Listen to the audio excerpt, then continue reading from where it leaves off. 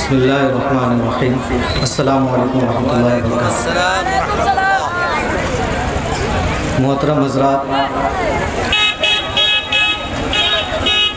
اس مجلس کا انعقاد جب ہمارے گاؤں کے نوجوان بچوں نے سوچا، اس کے مشورے کے لیے میرے پاس آئے، مجھے بڑا حوصلہ ملا کہ ہوش سنبھالنے کے بعد اور میدان عمل میں آنے کے بعد سے جس چیز کو میں تلاش کرتا رہا ہوں، وہ چیز الحمدللہ اب ہماری سرزمین میں اور ہمارے گاؤں میں، ہمارے علاقے میں پیدا ہو رہی ہے، یعنی نوجوانوں کے اندر بیداری پیدا ہو رہی ہے۔ سچی بات یہ ہے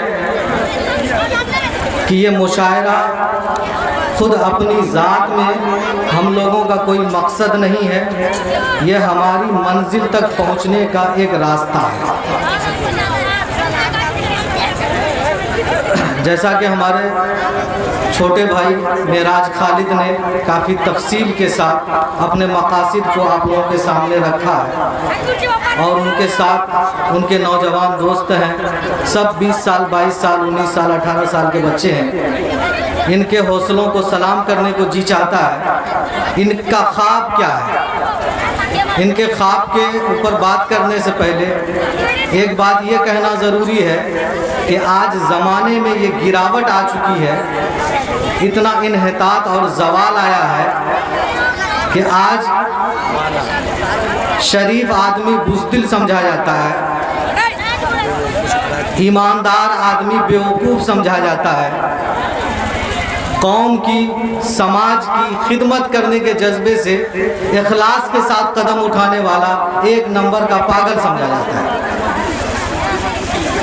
اس سے پہلے کہ ان کے اوپر، ان کی ٹیم کے اوپر، ان کے ساتھیوں کے اوپر بدگمانی کی فضا قائم ہو، لوگ حوصلہ توڑنے لگے، طرح طرح کی باتیں کہنے لگے، کوئی اس کو غلط طریقے سے سیاسی طور پر استعمال کرنا چاہے، ان سب چیزوں سے بچنے کا ایک واحد راستہ یہ ہے کہ وہ اپنے بڑوں سے جڑ جائیں، اہل علم سے جڑ جائیں، اہل قلم سے جڑ جائیں، اہل دانش اور اہل عقل سے جڑ جائیں۔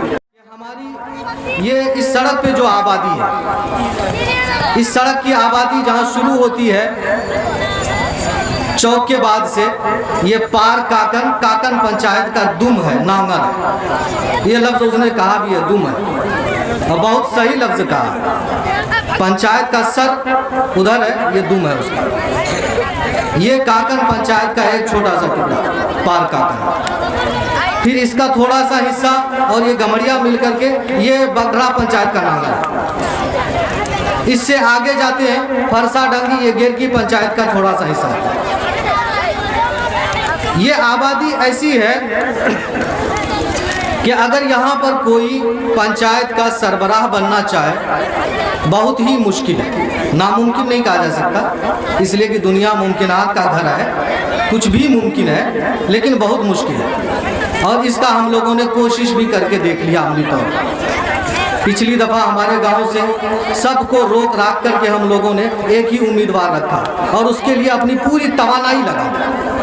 میں نے اس کے لیے اپنا 0 مائل مدرسے میں اپنی ملازمت چھوڑی، اتنی غیر حاضری ہوئی کہ ملازمت میری چلی گئی۔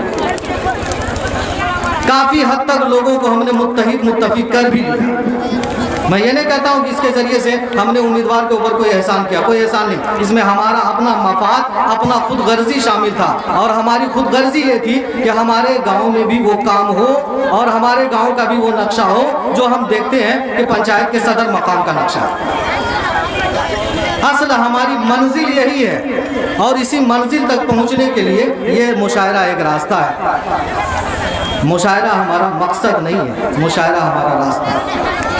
اور اس کے ذریعے سے جو اچھی فکریں ہمیں ملے گی، جو اچھے لوگ ہمیں ملیں گے اور یہاں پر جمع ہو کر کے ہم اپنی باتیں آپ تک پہنچائیں گے، انشاءاللہ اس کے ذریعے سے ہمارا کام بہت آسان ہوگا اور آئندہ ہم کسی بھی مشکوک سرگرمی سے بھی بچیں گے اور سماج دشمن عناصر کے مذموم اور برے ارادے میں استعمال ہونے سے بھی بچ سکیں گے۔ تو جن ارادوں کو لے کر کے چل رہے ہیں، یعنی بیواؤں کی مدد، طلاق شدہ عورتوں کی مدد، یتیم بچوں کی مدد، غریب بچوں کا اسکول، تعلیم، صفائی، یہ سب مقاصد میں کچھ انہوں نے قدم اٹھایا ہے، لیکن ان کو اپنی منزل تک پہنچنے میں ابھی کافی لمبا سفر طے کرنا ہوگا۔ اس کے لیے آپ سب حضرات دعا کریں، اللہ انہیں حوصلہ دے، استقامت دے اور ان کے جذبوں کو قائم رکھے اور ہم سب کا کم سے کم ان کو اخلاقی مدد ضرور ملے۔ میں یہ چاہتا ہوں